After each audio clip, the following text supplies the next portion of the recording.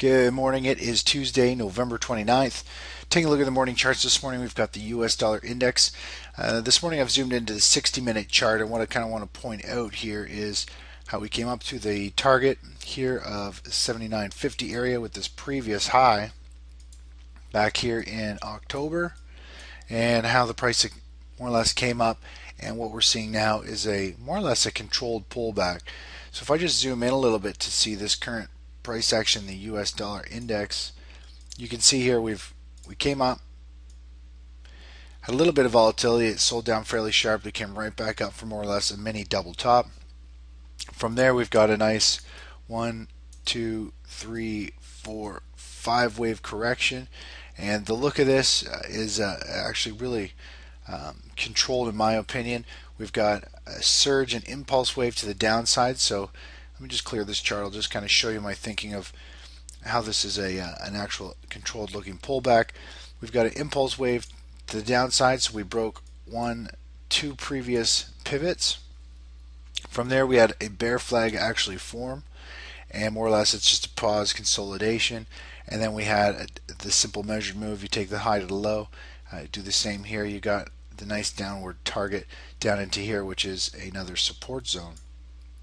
From there we've got more or less a nice steady bounce in the US dollar as it went in. Once you see a three-wave correction, usually it shakes most of the market out, and you'll get a pretty strong bounce out of that, which we did. Came right back up into resistance, and then yesterday and this morning we're seeing the US dollar head back down, creating a fifth wave down, and now we're starting to just bounce back fairly sharply. So it looks as though we could see the US dollar actually maybe start to put in a little bit of a base in here, trade sideways for a bit, and it may still want to go up and eventually test this, work its way back up to the 79.50 to 79.60 area to put in maybe a double top. And the reason I'm saying that is because this price action here looks fairly controlled. Looks like it's ready to actually start. Looks like this morning we had more or less a shakeout. It went into kind of the fifth wave free fall mode into a pretty major support zone from longer term back down here. And the fact that we had a big gap up on the SP 500 and all the broad indices, usually gaps get filled, and for those gaps to get filled we need to see the US dollar probably work its way back up to these highs.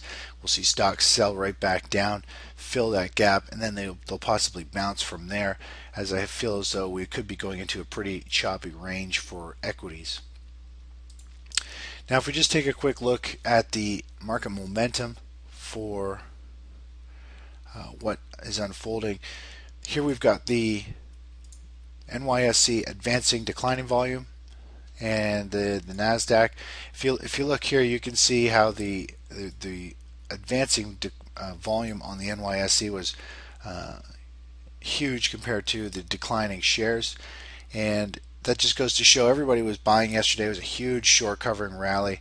It was more or less an oversold bounce in the market, and now the question is it going to have more legs and continue to move up and break the 1220 area, 1225 area, and actually continue this trend, or is this just a dead cat bounce with short covering kicking in?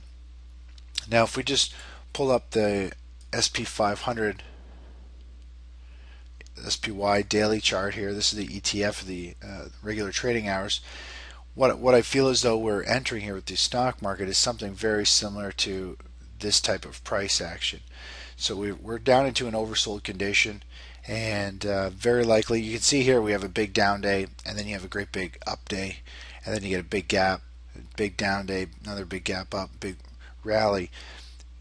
You see this kind of, this dead cat bounce, and these days that are just huge. You see a big down day, and then a huge up day, a couple up days, another big down day. There's very big volatility, and I have a feeling that's more or less what we're about to enter here. We're going to see another big gap up this morning, and more or less we've got this gap here from a week ago that is going to probably get filled this morning on this gap up. We're going to gap up this morning right to the top of this window by the looks of it. And the fact that we've got these other gap windows, we've got this big gap window from yesterday, plus we're going to have a gap from yesterday's close to this morning. So you can see how we're getting all these overlapping gaps, but the market is running up and filling this void right here first. So now we've got two gaps below it, and I feel as though we're something similar to what we're seeing over here, and the price is likely to come right back down and probably fill this morning's gap, and then probably yesterday's gap, could even pierce to a new low, and we could just see the market chop extremely volatile going into Christmas. And so we're going to be very cautious with what's going on. Any trades that get put on are probably going to be relatively quick trades. If you don't take your money, they're probably your gains will probably be gone the next day at the open, or within a couple trading sessions if you don't actively manage it. So we've got to be very cautious. We're going into a pretty crazy volatile time in the market from the looks of it, and we could see the market continue higher. This would be a bullish outcome if we could see something come up to near the previous highs and some type of consolidation here from there. And then if we see that, then we could get a nice entry point to go long. But right now we've just had we're going to have two big gaps to the upside, kind of just a short covering rally. Everybody's just covering their shorts and just buying back at any price they can because they're worried that the market is just going to scream higher. And very tough to trade unless you're trying to pick a bottom, and you tried to pick it on Friday. Which I didn't really want to do, is pick a bottom. I'm not into trying to pick tops and bottoms. I'm into picking, once the momentum is shifted and we get a low risk entry point, we try and catch, the middle section of the move. I'm not trying to nail the tops or the bottoms, simply because we had a similar setup. Let me just clear this chart. We had a similar setup, and this is the problem with trying to pick tops and bottoms. We had a similar setup right over here. In late summer here, market came into an oversold condition, broke the previous low, so it shook the market out. We had a nice reversal candle. A lot of people picked the bottom here. Very similar setup to what we more or less saw over here, and we got panic selling in the market and everything. And then what happened? The market continued to fall way more than it had already done, and those people who held the bottom, literally one day later, they were holding a massive, depending if they're holding a 2 times or 3 times leverage ETF, they were down 5, 10, 15% in 1 or 2 trading sessions, and simply because they were trying to pick the bottom as opposed to waiting for some stability, seeing how the market reacts, and then actually starting to trade the overbought, oversold conditions, which is what we did August and September, and pulled about 40% out of the market just playing this range. We unfortunately weren't able to catch that drop because it literally dropped. It just didn't provide any setups. But we got into this range, caught this range, and we just caught this nice move to the downside for 13%. And now it looks as though we're probably going to maybe get into another range here. We might actually start having to trade some pretty big volatility here, more or less just playing off pure overbought, oversold conditions that are kind of meeting within key resistance zones. So that's kind of what I'm looking at going forward. Now the one thing to note here is this indicator down the bottom is 39. This is my NYSE volume ratio. So when it goes over 3, I consider it to be, there's panic buying in the market. And usually when you see panic buying, it usually means within 2 or 3 days the market should top out.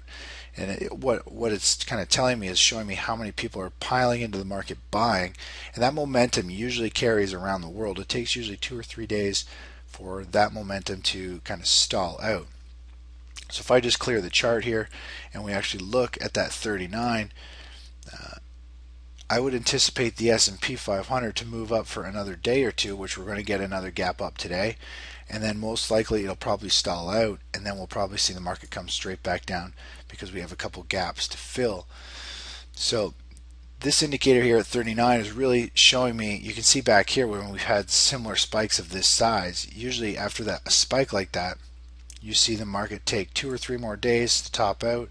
So we had a couple spikes here, more or less it traded sideways.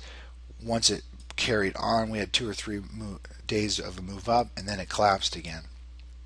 And same here, we had a spike, you kind of came up, 2 days later it came right back down again. So that's kind of where we stand right now, and that's kind of what I'm thinking. It's going to have a couple days, we're going to stall out and probably look for another short position. Overall trend, you got to remember, is down right now, and until we really make a strong breakout to the upside.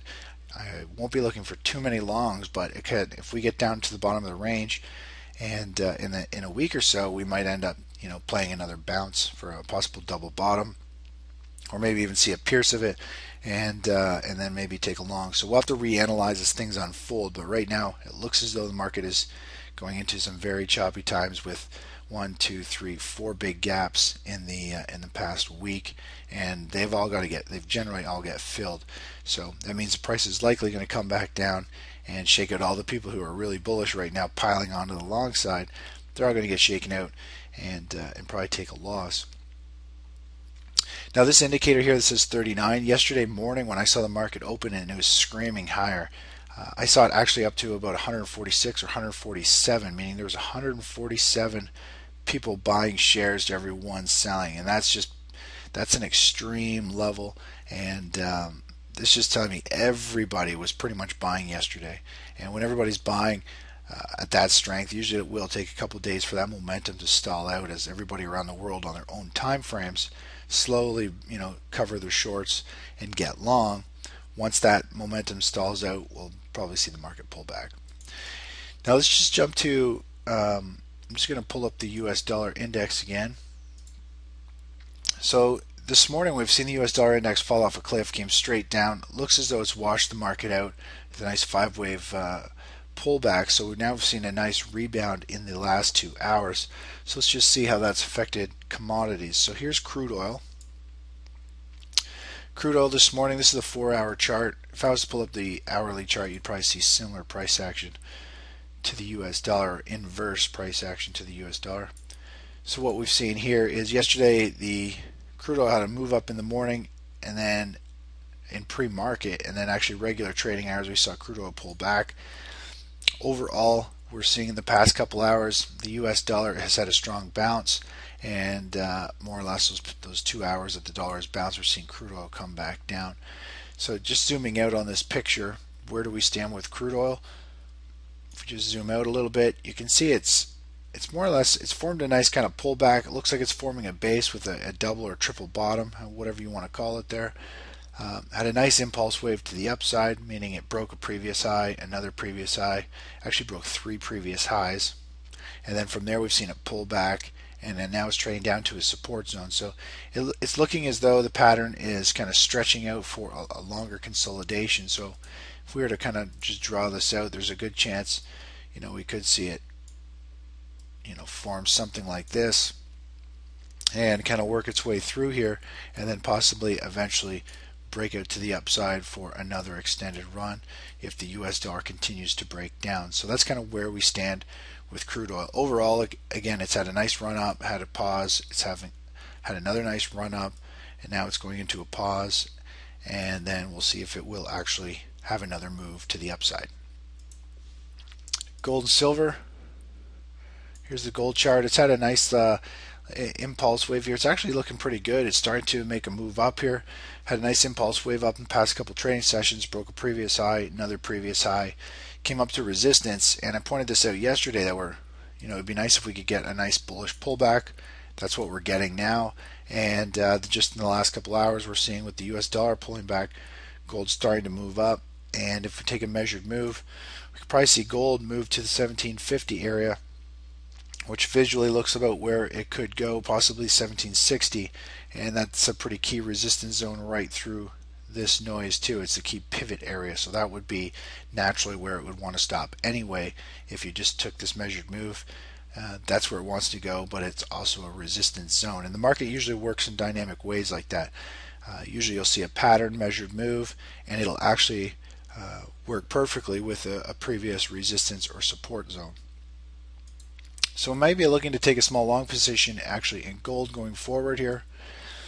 Silver is continuing to form this base. Overall, it really doesn't look that bullish to me. It's still trading sideways. The fact that it's had strong move down, it's trading sideways on lighter volume, points to me that it may want to still go down. If we see the stock market pull back really sharply, we could see silver pull back even lower, back down to this 30 level. Pretty easily. So I'm not too game on silver. Overall chart is neutral to bearish in my opinion. Gold, on the other hand, looks more neutral to bullish and could actually hold its ground or rally with the dollar going forward. Taking a look at, let me just pull up the SP 500. Here's the SPY ETF. So it's shadowing the SP 500 is a 10-minute chart, and more or less this really shows us the gaps of what's been unfolding here.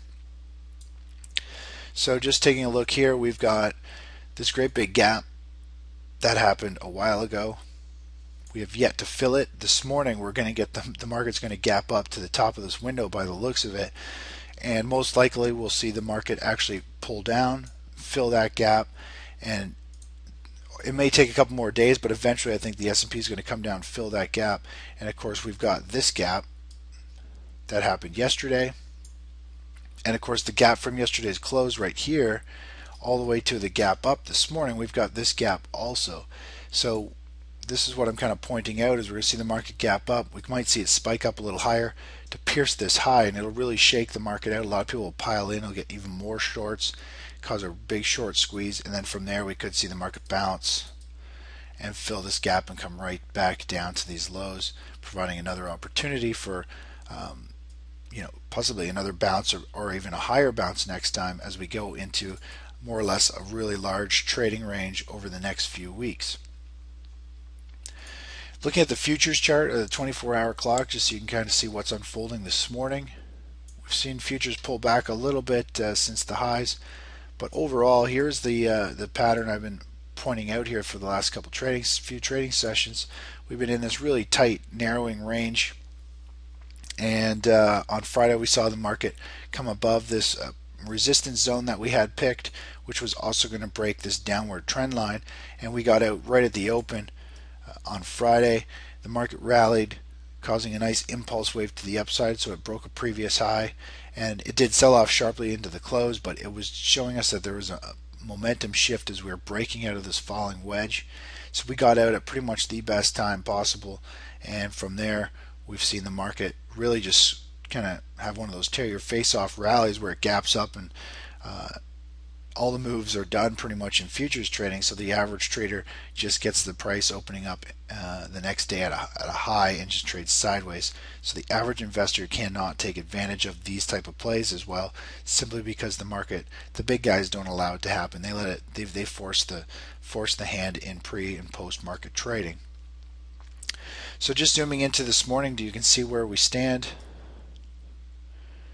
Yesterday the equities market closed right here, so you can see we've had more or less sideways market through the night, had a run up to a new high, pulled back, has had a very strong move up this morning. It's kind of having a little bit of a bull flag forming this morning again, but overall we were trading up about 10-12 points this morning. We've pulled back a little bit since then. We're still going to get a gap up, and this chart looks as though it could continue to push higher yet, and we're getting close to this 1220. I pointed out a few days ago, when we do get one of these sharp reversals, the 1220 was my key resistance level, and really if we see this measured move continue higher, we're pretty much going to go up and see that today, which would be a key resistance area. The market would be completely overbought, and we may be actually looking to short the market as it comes down to fill all the gaps and pretty much crush all the bulls on the way down, and hopefully we could pocket some pretty good coin there. So that's kind of where we stand and what I think is unfolding going forward. There's going to be a pretty choppy December, I think, and probably January. Trades will probably be a little quicker than normal, and we're just going to play it by ear. We could be flipping from the long to the short side on a weekly basis depending what is going on, but that's no problem. We did that August, September, did really well on it, and we're just going to play it literally one day at a time. Every day in this type of market the sentiment can go extreme overbought or oversold, and we just got to play with that and work with the market as opposed to trying to make it work for us. So anyways, that's it for now, and I'll talk to you later. Bye bye.